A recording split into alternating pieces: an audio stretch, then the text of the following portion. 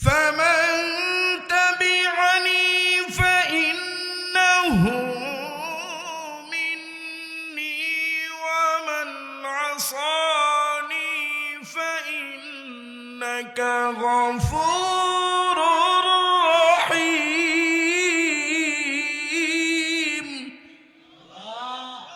ربنا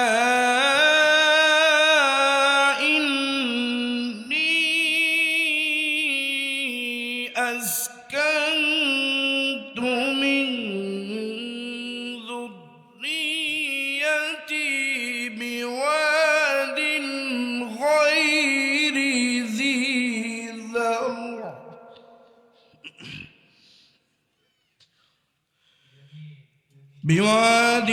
غير ذي ذرع عند بيتك المحرم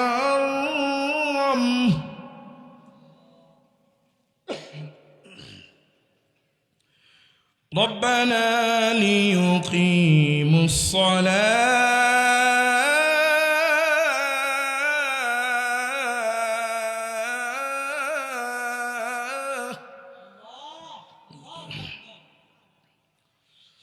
ربنا ليقيموا الصلاة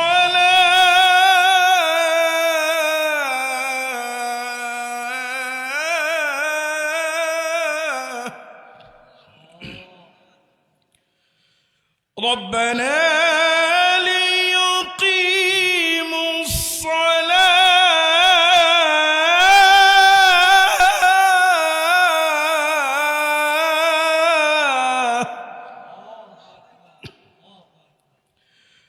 ربنا ليقيموا الصلاة فاجعل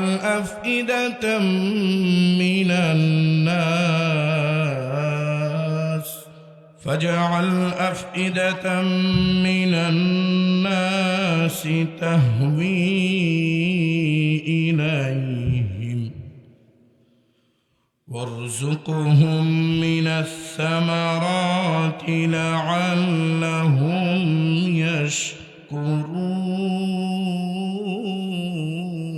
يشكرون فاجعل أفئدة من الناس تهوي إليهم وارزقهم من الثمرات لعلهم يشكرون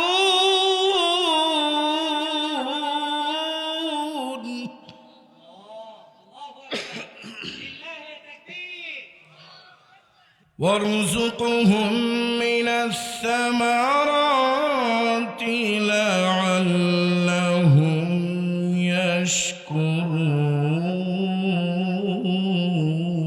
يشكرون صدق الله العظيم. আল্লাহ রাসূল সাল্লাল্লাহু আলাইহি ওয়াসাল্লাম এমন একটা জমানায় তার আবির্ভাব হয়েছে যে জমানায় কেউ কারোর সাথে কোনো সম্পর্ক তাআল্লুক ভালো ছিল না। ভাই ভাইকে চিনে না, ভাই বোনকে চিনে না, মা সন্তানকে ভালো করে তার ভরণ পোষণ তাকে লালন পালন করে না। এমন একটা পরিস্থিতি আমাদের সামনে ছিল। সেই পরিস্থিতির মোকাবেলার জন্য, সেই সিচুয়েশন অবস্থাকে পরিবর্তন করার জন্য আল্লাহ তাআলা এই দুনিয়ায় সাইয়্যিদুল মুরসালিন সাইয়্যিদুস সাকলাইন নবী মুহাম্মদুর রাসূলুল্লাহ সাল্লাল্লাহু আলাইহি ওয়াসাল্লামের আবির্ভাব হয়। ऐ रुखसार ज़बर खाक ज़रा पर्दा उठा दो, ऐ रुखसार ज़बर खाक ज़रा पर्दा उठा दो, लिल्लाही मुझे हुस्न खुदा दाद दिखा दो, लिल्लाही मुझे हुस्न खुदा दाद दिखा दो। ऐ बहर करम सदके हुसैन इब्ने अली का, ऐ बहरे करम सदके हुसैन इब्ने अली का प्यासा हूँ मुझे शरबत दीदार पिला दो, प्यासा हूँ मुझे शरबत दीदार पिला दो। मैं दूर हूँ मजबूर हूँ ऐ सैयद आलम, मैं दूर हूँ मजबूर हूँ ऐ सैयद आलम, दीदार दिखाते नहीं आवाज सुना दो, दीदार दिखाते नहीं आवाज सुना दो। ওই পয়গম্বরের সাথে মোহাব্বত রাখতে হবে কি না? পয়গম্বরের সাথে ভালোবাসা থাকবে কি না? কেমন ভালোবাসা? পয়গম্বরের সাথে মোহাব্বত করেছেন সরকার দো আলমের একজন মোহাব্বতের সাহাবী, নাম তার হানজালা। কি নাম? কথা বলে না কি নাম? হযরত হানজালা রাদিয়াল্লাহু তাআলা আনহুর ভালোবাসা পয়গম্বরের সাথে এমন ছিল, মোহাব্বত তাআল্লুক কেমন ছিল? হানজালা পয়গম্বরকে যা বলছে, ও পয়গম্বর, নিজের ঈমানকে পরিপূর্ণ করার জন্য আমি আপনার নসিহত অনুযায়ী বিবাহে আবদ্ধ হইতে চাই। পয়গম্বর বলছে, ঠিক আছে, তুমি অমুক দিন অমুক তারিখ অমুক সময় আমার দরবারে আসবা। হানজালা অমুক সময় গেছে, অমুক তারিখ অমুক সময়। হানজালা যাওয়ার পর পয়গম্বর ধর্মীয় একজন মেয়ের সাথে তার বিবাহে আবদ্ধ করায়া দেয়। কিন্তু আফসোসের বিষয় দেখেন, হানজালা রাদিয়াল্লাহু তাআলা পয়গম্বরের প্রতি কেমন মহব্বত ভালোবাসা রাখতেন, আর পয়গম্বর কেমন হানজালার সাথে ভালোবাসা রাখতেন। হানজালা নিজের স্ত্রীর সাথে প্রথম বাসর রাত করছে। বাসর রাত করার পর নিজেকে যখন ফরজ গোসল করায়া পবিত্র করার জন্য যখন কূপের কাছে গেছে, নিজের স্ত্রী পানি উঠায়া দিবে তাৎক্ষণিক, ওই সময় কেমন যেন মদিনার অলিতে গলিতে খবর ছড়ায় গেছে, গতকাল রাতে যুদ্ধে পয়গম্বর শহীদ হয়ে গেছে। হানজালা নিজের স্ত্রীকে বলতেছে, ও আমার অর্ধাঙ্গিনী, ওই যে শুনতে পাও কেমন যেন একটা বাতাসের সাথে শিরশির আওয়াজ কানে আসতেছে। হানজালার স্ত্রী বলতেছে, হ্যাঁ আমার প্রাণের স্বামী শুনতে পাই, ও আমার প্রাণের স্বামী আমি শুনতে পাচ্ছি, মদিনার অলিতে গলিতে পয়গম্বরের শাহাদাতের ঘোষণা হইতেছে। ও আমার প্রাণের স্বামী, আপনি আমাকে কি বুঝাইতে চান একটু ভালো করে বলেন। হানজালা বলতেছে, আমার তরবারি, যুদ্ধের তরবারি ঘর থেকে নিয়ে আসো, আমি তরবারি নিয়ে যুদ্ধের ময়দানে যাব, আমি আমার নবীর দুশ্মন, আমার নবীর কাতেলকে আমি হত্যা করব। হানজালা যখন এমন একটা ঘোষণা দিছে, নিজের স্ত্রী হতবাক, এ কোন নবীর আশেক, এ কোন নবীর পাগল, নিজের ফরজ গোসল বাদ দিয়া পয়গম্বরের শাহাদাতের খবর শুনছে, পয়গম্বরের মৃত্যুর খবর শুনছে, আর পয়গম্বরের সেই কাতেলকে হত্যা করার জন্য তরবারি নিয়ে রওনা হয়। বলতেছে, আমার স্বামী, প্রাণের স্বামী, আপনি আপনার ফরজ গোসলটুকু করে যান, আপনি আপনাকে পরিপূর্ণ পবিত্র করে রওনা হন। হানজালা বলতেছে, না না না, এই সময়টুকু আমার কাছে নাই, তরবারি দাও, তরবারি নিয়া যুদ্ধের ময়দানে রওনা হব। তরবারি নিয়া যুদ্ধের ময়দানে রওনা হইছে। এক পর্যায়ে যুদ্ধ করতে করতে হানজালা শাহাদাত বরণ করছে। শাহাদাত বরণ করার পর হানজালার লাশ খুঁজে পাওয়া যায় না। লম্বা ঘটনা, হাদিসের মধ্যে আসছে, বুখারীর হাদিস। অসংখ্য অগণিত সাহাবায়ে কেরামের শাহাদাতের সে লাশগুলো খুঁজে পাইছে, শহীদ লাশগুলা, কিন্তু হানজালার লাশ খুঁজে পায় না। পয়গম্বর সাহাবায়ে কেরামদেরকে বলতেছে, ও আবু বকর, ও ওমর, ও আলী, উসমান, সকল শহীদ সাহাবাদের লাশগুলা সামনে রাইখা দাও। আমি পয়গম্বর নিজে তাদের এই শহীদ লাশের জানাজা পড়াইব। কেমন যেন সুদূরে তাকায়া দেখে সুন্দর একজন রমণী দৌড়ে দৌড়ে পয়গম্বরের কাছে আসতেছে, আর পয়গম্বরকে বলতেছে, ও পয়গম্বর, আপনি একটু দাঁড়ান, আপনি একটু দাঁড়ান। এই শহীদ লাশগুলার জানাজার নামাজ আপনি এখনই শুরু করবেন না। পয়গম্বর বলতেছে, কি হে সুন্দর রমণী, আল্লাহর বান্দি, যুদ্ধের ময়দান তো আমরা বিজয় লাভ করলাম, অসংখ্য সাহাবায়ে কেরামের শাহাদাতের লাশ আমি জানাজা দিব নিজেই, কারণ আমি আমার সাহাবা কেরামদেরকে না নিয়া ওই ময়দানে মাহশারে আমি কখনোই জান্নাতে প্রবেশ করব না। আল্লাহ রাসূল সাল্লাল্লাহু আলাইহি ওয়াসাল্লাম বলতেছে, এ আল্লাহর বান্দি, তোমার কি চাহিদা, মনের তামান্না, আকাঙ্ক্ষা একটু বলো।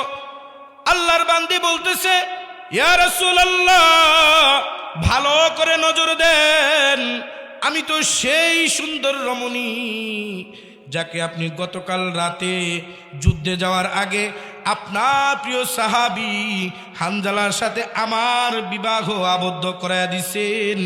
কিন্তু আফসোসের বিষয়, পরিতাপের বিষয় হইল, ইয়া রাসূলুল্লাহ, আপনার মোহাব্বতের সাহাবী, আপনার ভালোবাসার সাহাবী হানজালা আমার সাথে হালাল উপার্জনে হালালভাবে আমার সাথে সহবাস করছে, কিন্তু মদিনার অলিতে গলিতে যখন আপনার শাহাদাতের কথা শুনছে, আর আপনার মোহাব্বতের সাহাবী হানজালা আর ঘরে বসে থাকতে পারে নাই, আর নিজের ফরজ গোসল করার জন্য সময়টুকু পায় নাই, আমাকে দিয়া ঘর থেকে যুদ্ধের তরবারি আনাইয়া আমার এই তরবারি নিয়ে যুদ্ধে আসছে, কিন্তু আমার স্বামী এবং আপনার মোহাব্বতের সাহাবী হানজালার এখনো কোনো খবর পাই না।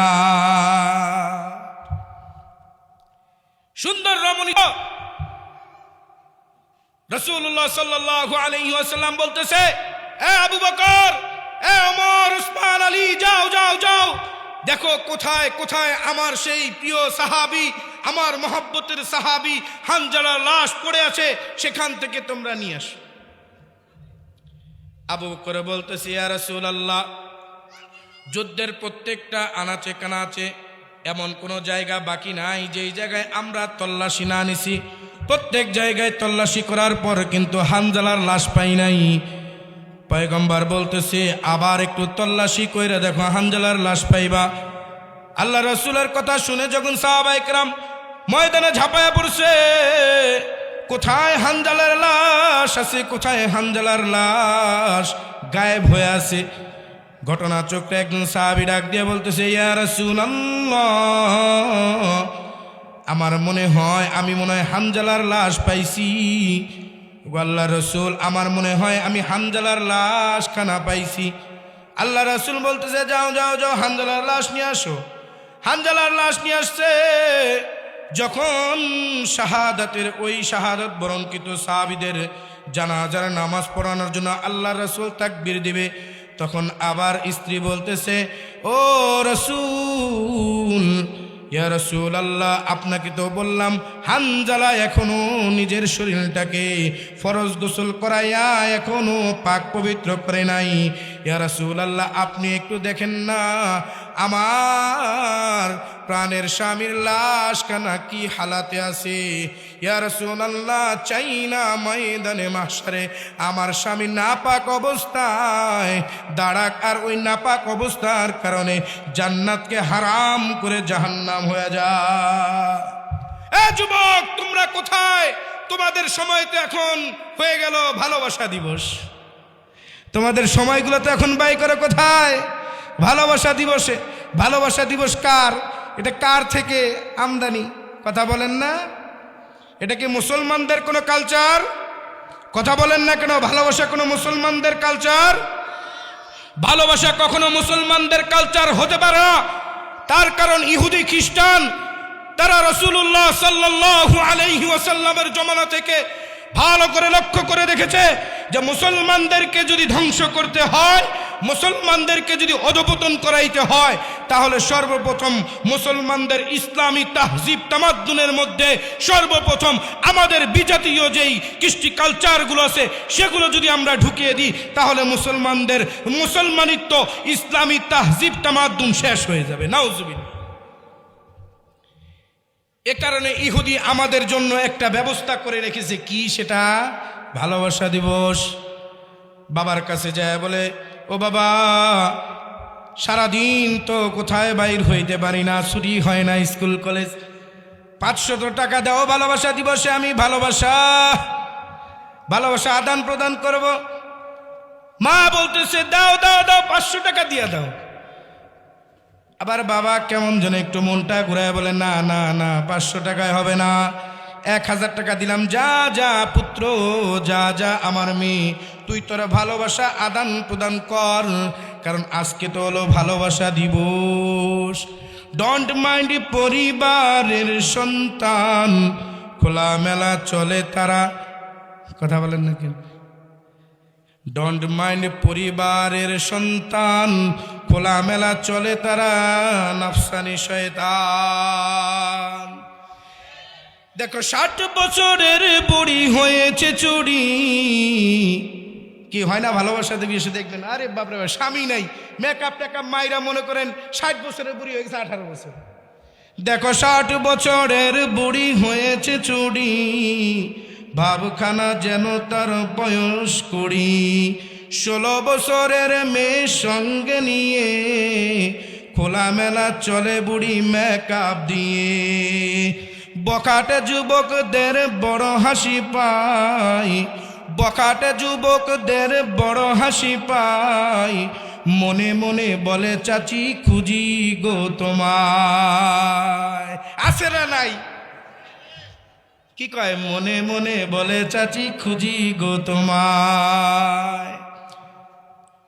আল্লাহর বান্দি বলতেছি, ইয়া রাসূলুল্লাহ, আপনার সাহাবী হানজালাকে ফরজ গোসল করাইয়া তারপর শহীদি জানাজা দেন। আল্লাহ রাসূল যখন হানজালার লাশখানা ভালো করে পরিষ্কার করে চেহারা মুবারক থেকে যখন ধুলাবালি সরাইলো, দেখতেছে হানজালার দাড়ি থেকে কেমন যেন টপটপায়া পানি পড়ে। সুবহানাল্লাহ, জোরে বলেন না সুবহানাল্লাহ। পয়গম্বর দেখতেছেন হানজালার দাড়ি থেকে টপটপায়া পানি পড়তেছে। সাহাবায়ে কেরাম বলতেছে, ইয়া রাসূলুল্লাহ, আপনার মুহাব্বতের সাহাবী, তার দাড়ি থেকে টপটপায়া পানি পড়তেছে, চেহারা কেমন নুরানি হয়ে গেছে। ওগো আল্লাহর রাসূল, আপনি আমাদেরকে এই ব্যাখ্যাটা দেন। পয়গম্বর বলতেছে, তোমরা জানো না এই গোসল তো দুনিয়ার কেউ দেয় নাই, আল্লাহ তাআলার আরশে আজিম থেকে আল্লাহ তাআলা ফেরেশতা দিয়া হানজালার লাশখানা গোসল করাইছে। তো এই ঘটনা দ্বারা আপনাদেরকে যেই জিনিসটা বুঝাইতে চাইলাম, পবিত্র শবে মেরাজ কাকে বলে, শবে মেরাজের উদ্দেশ্য কি? শবে মেরাজের উদ্দেশ্য হলো আল্লাহ রাসূল সাল্লাল্লাহু আলাইহি ওয়াসাল্লামের এই দুনিয়া থেকে আল্লাহ তাআলার আরশে আজিম পর্যন্ত যেই সফর হয়েছিল, এই সফরকে যতগুলো ঘটনা কায়েম হয়েছে, যতগুলো ঘটনা সংগঠিত হয়েছে, সবগুলো ঘটনাকে সত্যবাদী হিসেবে প্রমাণিত করে নিজেকে সেই ঘটনার উপরে বিশ্বায়িত করা। কি ইনশাআল্লাহ করবো তো? আল্লাহ রাসূল সাল্লাল্লাহু আলাইহি ওয়াসাল্লামের ঘটনাগুলোকে বিশ্বাস করবো তো? এখন কি বলবো, অনেক হাদিসে পাওয়া যায় আল্লাহ রাসূল সাল্লাল্লাহু আলাইহি ওয়াসাল্লাম, বুখারীর হাদিস বলেন, মুসলিমের হাদিস বলেন, আবু দাউদের বলেন, নাসাই বলেন, অনেক হাদিসের কিতাবে রাসূলুল্লাহ সাল্লাল্লাহু আলাইহি ওয়াসাল্লামের মেরাজের ঘটনা, অনেক ঘটনা পাওয়া যায়। কিন্তু আমাদের দেশের কিছু ভাই আছে যারা আবার নামাজের মধ্যে ফুস ফুস, রুকুতে গিয়ে এটা ফুস, আবার রুকুতে যাওয়ার সময় ফুস, এরকম কিছু আছে মুসল্লি, এরা আবার বিশ্বাস করে না। ঈমান থাকবে না। কি থাকবে না? ঈমান থাকবে না। এই মেরাজের ঘটনাকে বিশ্বাস করেই হযরত আবু বকর রাদিয়াল্লাহু তাআলা আনহু হয়ে গেছেন আবু বকর সিদ্দিক রাদিয়াল্লাহু তাআলা আনহু। সুবহানাল্লাহ। তো আল্লাহ তাআলা আমাদের এই ঘটনা থেকে আমাদেরকে ইবরত হাসিল করার তৌফিক দান করেন, বলেন আমিন। এবং আমাদের এই মাহফিলকে পরিপূর্ণভাবে আল্লাহ তাআলা কবুল করে নেন, আমাদের নাজাতের জরিয়া বানায়া দেন। আল্লাহ তাআলা সকলকে কবুল করে নেন, বলেন আমিন। ওয়া আখির দাওয়ানা আনিল হামদুলিল্লাহি রাব্বিল আলামিন। আসসালামু আলাইকুম ওয়া রাহমাতুল্লাহি ওয়া বারাকাতুহু।